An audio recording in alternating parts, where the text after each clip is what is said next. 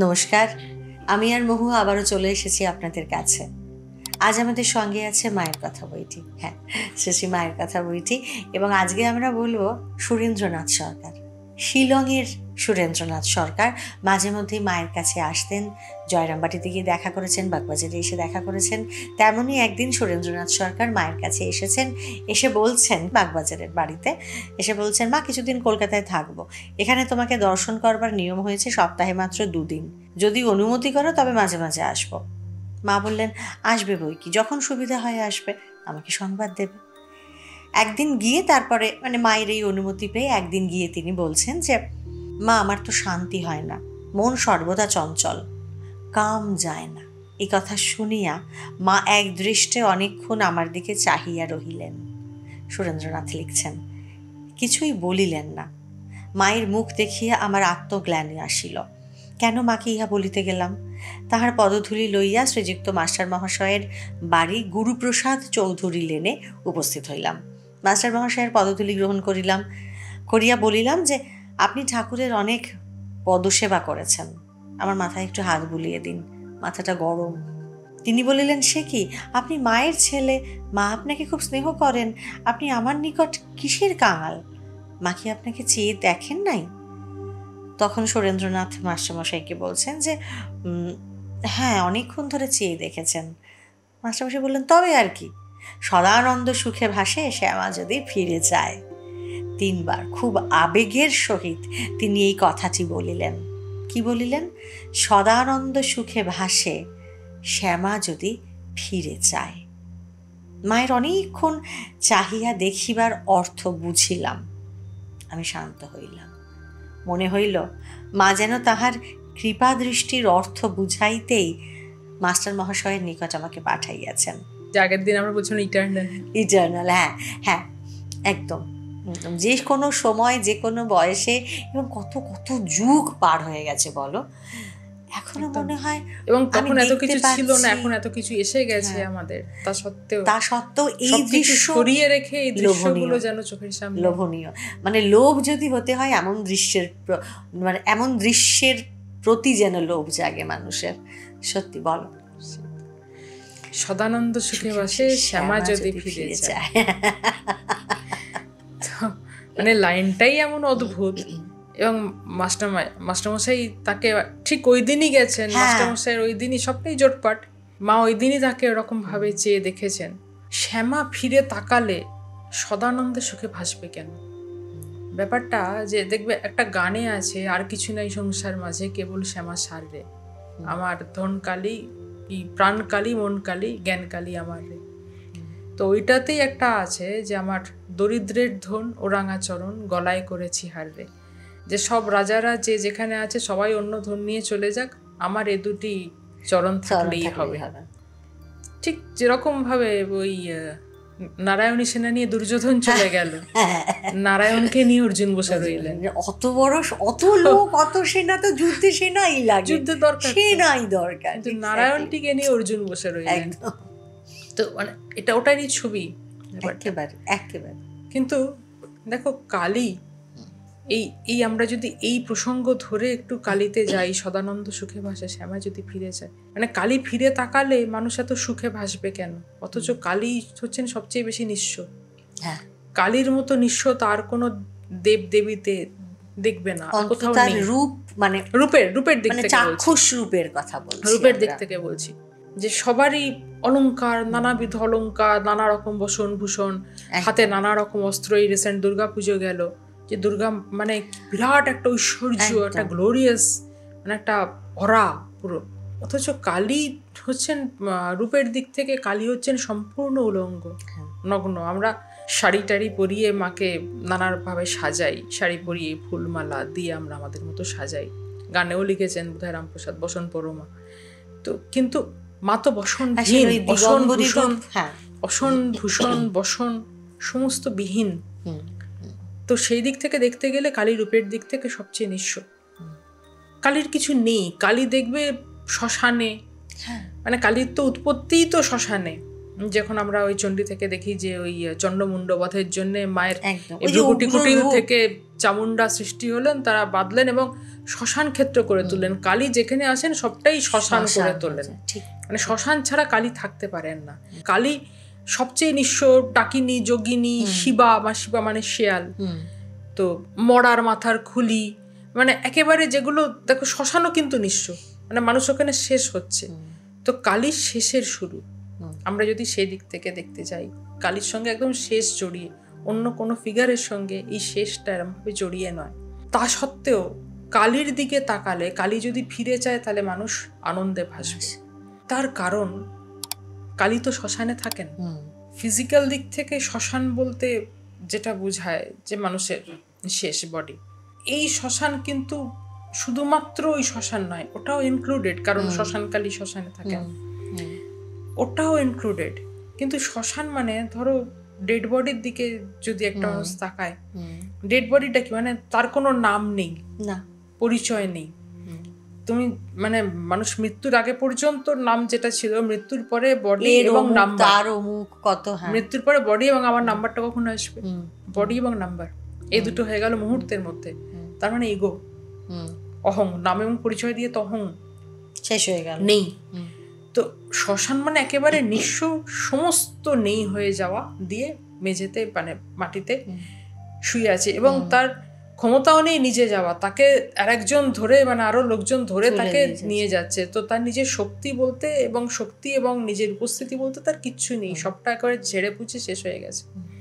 এই জায়গাটা হচ্ছে কালীর জায়গা, সেলফলেস, ইগোলেস। তুমি শ্মশানের কাছে কোনোদিন শিব এবং কালী ছাড়া আর কোনো মূর্তি দেখতে পাবে না, না, সেলফলেস, ইগোলেস, সমস্ত কিছু বিহীন অবস্থা। একজন সাধক যখন পৌঁছন তখন তার হৃদয়টা শ্মশান হয়, একদম। মানে যতনে হৃদয়ে রেখো আদরিনী শ্যামা মাকে, সেই হৃদয়টা শ্মশান না হলে, যে সাত করে যদি কেউ শ্মশান নিজেকে বানায়, সেখানে কালী এসে নাচবেন। এবারে এই শ্মশান যে বানাতে পারবে, নিজেকে যে শ্মশান করে তুলতে পারবে, নিজেকে সমস্ত কিছুর অবসান যে করে তুলতে পারবে, তার তো সুখ, তারই তো শান্তি, তার তো সেইখানে মানে যাবতীয় অশান্তি, যাবতীয় অসুখ, সবকিছুর উৎপত্তি তো এই বিভিন্ন রকম ইন্দ্রিয় গ্রাহ্য বিষয়বস্তু থেকে। সেইখান থেকে বেরিয়ে যাওয়া মানে মানুষ পার্থিব জিনিসের শেষটুকু পর্যন্ত যখন ছেড়ে বেরিয়ে গেল, এই অবস্থাতেই মানে বেঁচে থাকা অবস্থাতেই, তাকে মরতে হবে না, সেইটা পর্যন্ত ছেড়ে যখন বেরিয়ে গেল, তখনই তো তার সুখের শুরু, তার শান্তির শুরু। এবং আরো একটা ব্যাপার আছে, যে মরে যাচ্ছে যে দেহটা, তার কিন্তু সূক্ষ্ম শরীরটা বেরিয়ে গেল, তার কিন্তু ওখানে ইতি হলো না, না, তার মানে তার সংস্কার নিয়ে সূক্ষ্ম শরীরটা বেরিয়ে গেল।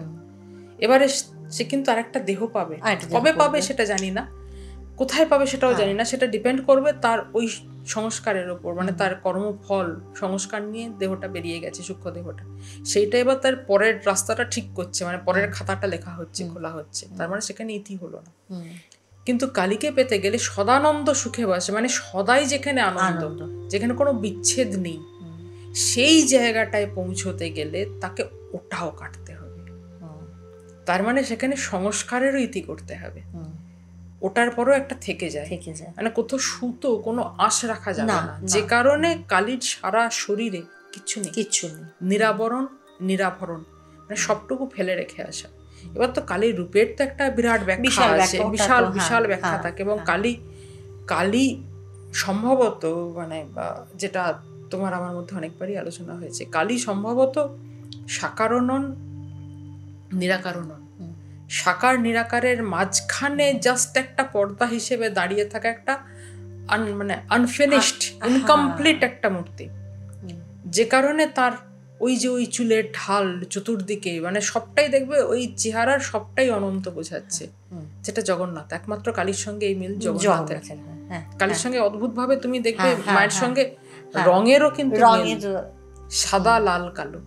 আমি শ্যামা কালী ধরছি না, কালী বলতে অরিজিনাল জগন্নাথেরও কিন্তু সেই সাদা, লাল, কালো। তো এই তিনটে কালার ভীষণ পাওয়ারফুল কালার, শক্তি এবং পাওয়ারে, শক্তি এবং সবচেয়ে বড় কথা মিস্ট্রি, রহস্য, একটা গভীরতা, কোনো তল নেই, এই তিনটে কালারেরই কোনো তল নেই। তো এবং এই যে কালী, তো তোমার এই যে এই চুলের ঢাল, মানে চুল খোলা অনন্ত, কেউ বলেন মায়া, মানে মায়ার জন্য ওই রকম ভাবে আচ্ছাদন করে চুলটা এরকম ভাবে নেবে এসেছে, কেউ বলেন কর্মপাশ, অনন্ত মানে সেটাও তো অনন্ত, চারটে হাতে, দুটো হাতে, একটা হাতে বর এবং অভয়, আর আর দুটো হাতে যেটাতে জিনিস রয়েছে খড়গ এবং মুন্ড, সেই মুন্ডটাও কিন্তু কাটা মুন্ড, এবং সেটা থেকে সদ্য টপ টপ করে রক্ত পড়ছে, মানে সদ্য কাটা মুন্ড। গলায় 50টা নরমুন্ডের মালা এবং হাতের একটা, ওই 50 আর 51, সেটা তুমি আমাদের 51 পীঠ বলো, 51 বর্ণ বলো, আমাদের বর্ণমালারও বর্ণ সংখ্যা 51। তার মানে এই যে এই, এবং বলে যে এটা কালী মন্ত্রেও আছে, এই বর্ণের উদ্ভব হচ্ছে ওই 51 বর্ণ মা ধারণ করে আছেন। তার মানে বর্ণ সেখান থেকে শুরু, এটা হচ্ছে এমনি আমাদের ওই লেখাপড়ার ওই বিদ্যা নয়, এটা হচ্ছে সেই প্রজ্ঞা, জ্ঞানেরও ঘনীভূত রূপ যেখানে, সেখানে আমরা বর্ণ দিয়ে যদি ওইটা বোঝাই, বর্ণ দিয়ে তো বীজ বোঝানো হয়, বীজ তো একদম, এবং বীজ তো প্রজ্ঞা। এই যে এই 51টা যে ধারণ করে আছেন, এটা কিন্তু সেই প্রজ্ঞা। তো তার মানে মায়ের থেকে ওই প্রজ্ঞা আসছে, এবং সেটার জন্যে এই যে সম্পূর্ণভাবে কাটা মুন্ড, তার মানে ওই সেলফলেস, বডিলেস, মানে দেহবোধের বাইরে। দেখো কাটা মুন্ডগুলো কিন্তু দেহের সঙ্গে জুড়ে নেই, মুন্ডগুলো আলাদা, তার মানে বডিলেস, দেহবোধের বাইরে বেরিয়ে যাওয়া সাধক, ওগুলো সব কিন্তু সাধক। এমনি বলে যে ওই এদের মুন্ড মানে ওই অসুর মেরে মেরে, না, মায়ের কিন্তু গলায় হাতে যা সব ওই সাধকের মুন্ড, যারা ওখানে স্থান পেয়েছেন, মানে তাদের যে কত কোটি কোটি জন্ম, তারা মায়েরই অংশ, মায়ের দেহ থেকেই সৃষ্টি, তারা আবার ওখানেই ঝুলে আছেন, মিশে আছেন। ওই যে 51টা, ওই 51টা বর্ণ, কাঁধের এই দেখবে কোমর বেড়ে যে হাত, কোটি বন্ধ যেটা কোমর বেড়ে হাতগুলো কর্ম, তার মানে কর্মলোপ, দেহলোপ, সংস্কার লোপ। আর ওই যে ওই রুধির শরীর থেকে, ওই যে ওই রুধির পাত ওই হয়ে যাচ্ছে, ওটাকে যদি তুমি সমস্ত অবিদ্যার নাশ, এই যে টপ টপ টপ টপ করে যে পড়ে যাচ্ছে কন্টিনিউয়াস, ওইখান থেকে যদি তুমি অবিদ্যা, অজ্ঞান, ভ্রান্তি, মোহ, যেগুলো ওই রকম ভাবে ওই রক্ত হিসেবে বেরিয়ে যাচ্ছে, কর্ম না পেরোলে, মানে যাহা একটা তোমার ওই হিন্দি একটা কাহাওয়াত আছে, যাহা রাম ওহা নেহি কাম, যাহা কাম ওহা নেহি রাম।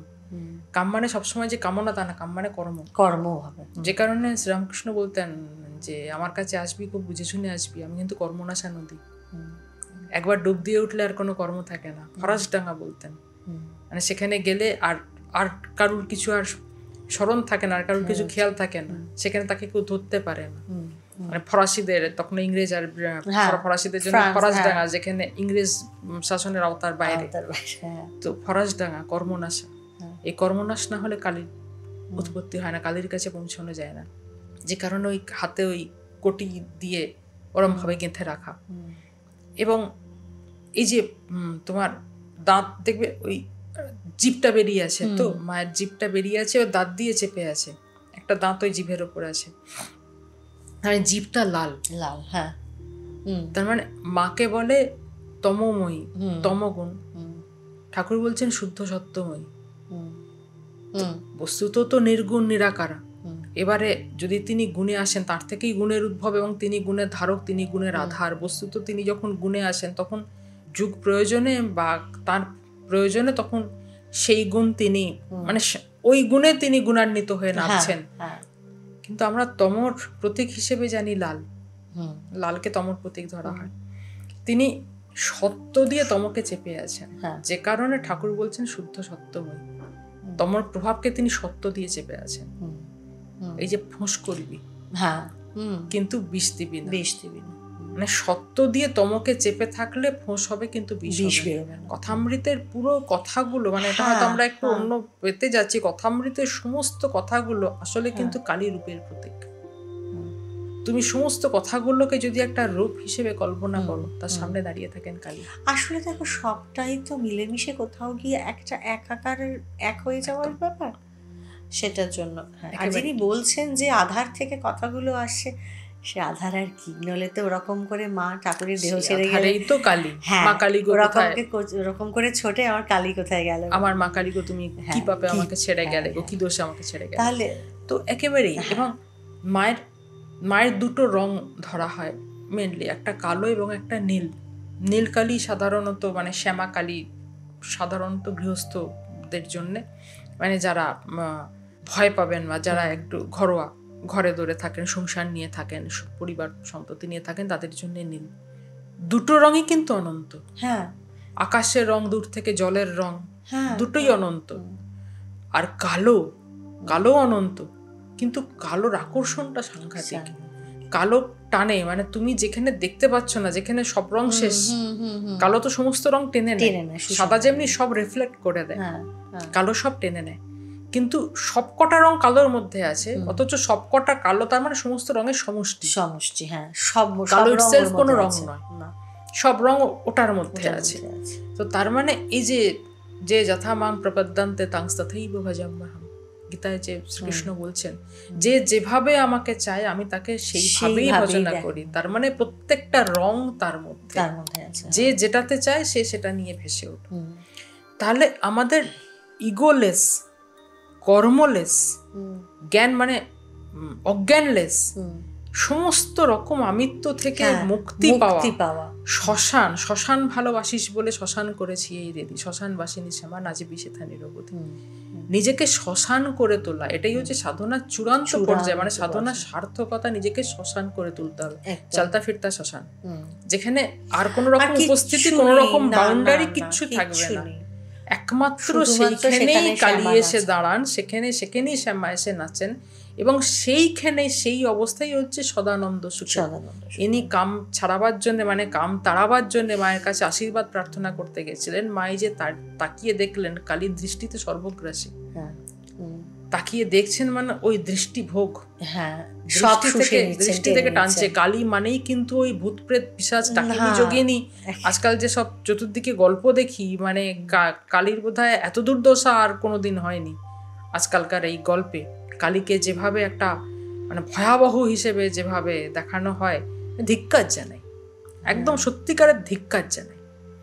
তুমি আসলে সারাক্ষণ কন্টেন্ট দেখো, আমাকে দেখতে হয়, আমাকে কাজের জন্য দেখতে হয়, মানে ভেতরে হাত পা নিষ্পিস করে, ওই জন্য বললাম ধিক্কার জানাই। কালী তার নন, একেবারে কালী তার নন, কালী পূর্ণ শুদ্ধ সত্যময়, কালীর মধ্যে আলো আলো আলো আলো, যেখানে যারা বোঝে না, যারা দূর থেকে দেখে ওই ভয়, মানে তারা ভূত দেখে চলে আসে, তারা কালী দেখে না। সরি টু সে, তাদের জন্য ওইটুকু ঠিকও আছে, আমার মনে হয় ঠিক আছে, সবার জন্য তো সব নয়ও, কিছু করার নেই। কি হয় জানো তো, মানে আমরা যত ভুলভাবে প্রেজেন্ট করি, তাদের আলটিমেটলি রূপটা আসলে ওই দিকে চলে যায়। তুমি যদি একটা জিনিস, তোমাকে যদি সম্পূর্ণরূপে ভুল হিসেবে দেখানো হয়, তুমি এক সময় না এক সময় তুমি সেটা মানতে বিশ্বাস করতে বাধ্য যে ও আছে, এটা তাহলে এই। আসলে অজ্ঞানতা তো ভীষণ রকম, মানে মা আশীর্বাদ করুন, কৃপা করুন, আমাদের অজ্ঞানতার যেন বিনাশ হোক। ওই যে ওই সুরেনের দিকে মা যেভাবে তাকিয়েছিলেন, সত্যি ওই রকম ভাবে অন্তত তাকান, ফিরে তাকান, এই সময়টার প্রতি যেন একটু ফিরে তাকান। একদম, এটা আমরা বোধহয় অনেকেই এটা মনে প্রাণে চাই।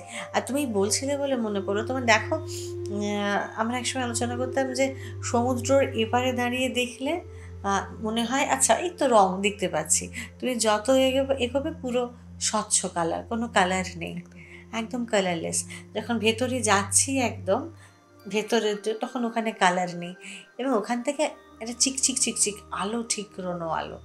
এবং যেটা আমাদের মধ্যে বারবারই আলোচনা হয় যে আমাদের ব্ল্যাক হোলের উৎপত্তি কোথা থেকে, পুরো কনসেপ্টটা, যে এই যে বিশাল, আসলে মানে ওই যেটা বোধহয় আগের দিন তুমি বলছিলে যে আমাদের আসলে এত কিছু আছে, আমরা মানে যে একসময় স্বামীজি বলে গেছেন, জীবে প্রেম করে যেই জন সেই জন সেবিছে ঈশ্বর, মানে তো বহুরূপে তোমার ছাড়ি কোথা খুঁজিছে ঈশ্বর, যেভাবে ধাক্কা দিয়ে প্রশ্ন করেছিলেন, আজও বোধহয় আমাদের সেই সময় এসেছে যে তোমাদের এই এত ঐতিহ্য, এত কিছু ফেলে তোমরা কি খুঁজে বেড়াচ্ছ, মানে কি খোঁজার জন্য পাগলের মতো মরিয়া হয়ে গেছো। একটু সমাহিত হওয়া দরকার, জানি না, ওই যে তুমি যেটা বললে আমরা একটু আগে, যে একটু একটু কৃপা দৃষ্টি হয়তো দরকার, জানি না সে দয়া মা করবেন কি না, কিন্তু আমাদেরও তো নিজেদের একটু একটু সচেষ্ট হতে হয়। তো অবভিয়াসলি এবং আজকের আমাদের এই আলোচনা মানে যেহেতু এখন এই সময়টাও আমাদের অদ্ভুতভাবে মিলে গেল, সেই কারণে এই আলোচনা 100বার এই যে পুরো কালীর কনসেপ্ট এবং এইখানে থেকেই যে তুমি বললে যে যেখানে একবার তার দৃষ্টি পড়ে সেখানে একটা সদানন্দ, একটা মানে সেখানে হয়তো সচ্চিদানন্দের আসলে অ্যাকচুয়ালি জাগরণ ঘটে। সচ্চিদানন্দময়ী তো, হ্যাঁ, সচ্চিদানন্দময়ী বলেই মানে তার দৃষ্টিতে সেখানে মানে সচ্চিদানন্দ জেগে ওঠে মানেই তো সেখানে একটা বিভৎস আলোর বিস্ফোরণ, এবং সেখানে ওরকম করে দাঁড়িয়ে রয়েছেন একটা ওই পুরো সর্বগ্রাসী পায়ের তলায় আমরা শিব দেখি, মায়ের পায়ের তলায় শিব দেখি। এটা কিন্তু আরো একটা তত্ত্ব আছে যে পায়ের তলায় শিব নন, পায়ের তলায় আসলে কিন্তু সব মায়ের পায়ের স্পর্শ পেয়ে সব শিবে পরিণত হয়েছে। একদম, হ্যাঁ। এবং তুমি যদি এটা আর একটা দিকেও ব্যাখ্যা করো দেখবে মানে সত্য সুন্দর, তার পুরো মানে গ্রিপে অ্যাজ ইফ সেইভাবে পুরো ধরে নি সেখান থেকে উঠে দাঁড়িয়েছেন। এবং মুখটা দেখো, এত কিছু বিভৎসতা রয়েছে শরীরে, অথচ মুখটা বালিকা, কি সাংঘাতিক মুখটা বালিকা, মানে হাসিটা পুরো বালিকার হাসি, কোথাও কোনো আসলে আমরা তো আমাদের ডেস্টিনেশনটা জানি না মহুয়া।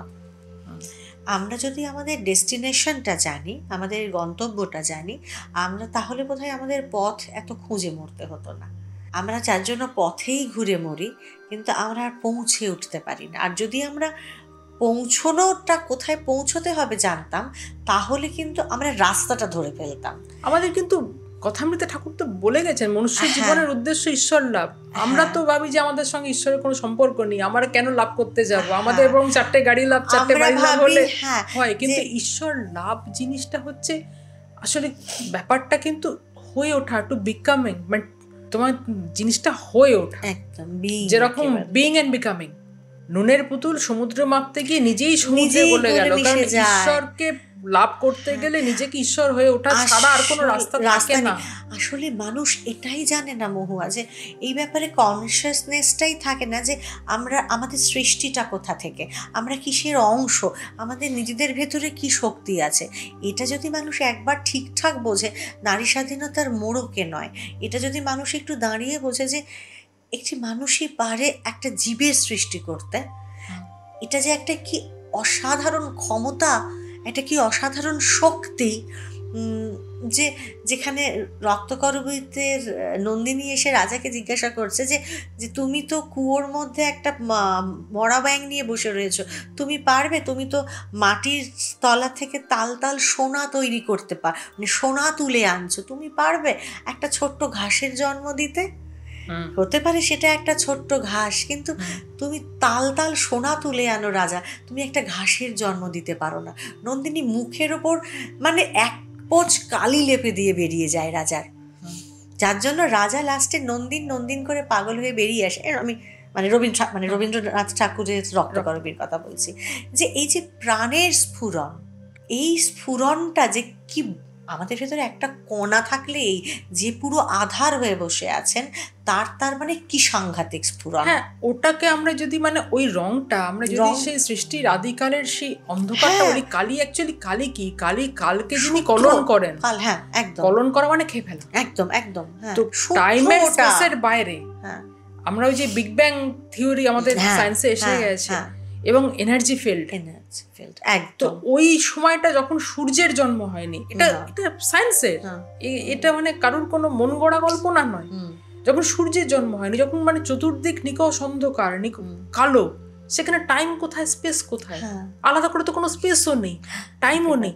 ওই জায়গাটা আমাদের সাধক, আমাদের ঋষি, আমাদের মন্ত্রদ্রষ্টা যারা, তারা বলছেন কালী। ওই জায়গা থেকে প্রথমে জ্যোতির জন্ম হলো, মানে আস্তে আস্তে আলো এবারে নামছে, তারপর জ্যোতি থ্রিফোল্ড হলো সৃষ্টি, যেভাবে ওই শঙ্করাচার্যের বলছেন যে থ্রিফোল্ড বিসর্গ, দুটো আলাদা, মানে ওগুলো পরে মানে এগুলো তো সৃষ্টি তত্ত্ব, ওগুলো পরে কিন্তু ওই জায়গাটা আছে তো নিরাকারা মা মহাকালী কথামৃতে আছেন, তখন তার কোনো রূপ হয়নি না, এবং তখন তিনি নিরাকারা মা মহাকালীর সঙ্গে বিরাজ করছেন। একদম, হ্যাঁ, মহাকলার সঙ্গে একদম। আসলে একেবারেই তাই, যে আমাদের এই যে শুরুটা যদি আমরা মনে রাখি, আপনারা হয়তো ভাবছেন যে আমরা একটু অন্য স্ফিয়ারে আলোচনাটা নিয়ে গেলাম, কিন্তু মাকে তো রামপ্রসাদ বেড়া বেঁধেও গান গাইতে গাইতেও আটকেছিলেন, মা তো বেড়াও বেঁধেছেন।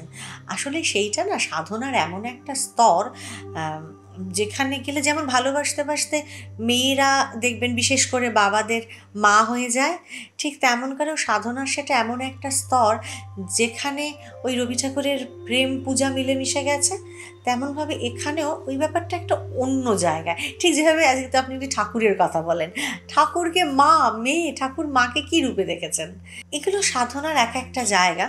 কিন্তু হ্যাঁ, আমাদের তো শুরুটা করতে হয় একেবারেই তলানি থেকে, একদম ফার্স্ট স্টেপ থেকে। তো সেটার জন্য আমরা একটু চেষ্টা করতেই পারি। আসলে আমাদের লক্ষ্য হলো স্তরে স্তরে স্টেপ উতরে গিয়ে, স্টেপ পার হয়ে গিয়ে সিঁড়ির একেবারে ওপরে দেখবেন দরজাটা একটু হয়তো আধা বন্ধ আছে, সেখান থেকে চিলতে আলো আসছে। আমাদের দরজাটা হাট করে খুলে সেখান থেকে আলোটাতে অবগাহন করতে হবে, এবং এই অবগাহনের পথটা, এই অবগাহন পর্যন্ত পৌঁছতে যে পথটা, সে পথটা আমরা যদি একটু আলোর দিশায়, ওই আলোটার খুঁজে পেতে যদি একটু আলোর পথে চলতে পারি, তাহলে মনে হয় আমাদের চলাটা একটু একটু ঠিক হয়। দিশাহীনতায় অতটা ভুগতে হয় না, দিশেহারা হয়ে ঘুরে মরতে হয় না, আমরা ঠিক পথে এগোতে পারি। আর আমাদের সঙ্গে তো ঠাকুর আর মায়ের কথা থাকছেই, আমাদের অবলম্বন আছে, আমাদের অন্ধের যষ্ঠী আছে। তো সেই যষ্ঠীটাকে আমরা বলি শক্ত করে পাকড়ে ধরে থাকুন।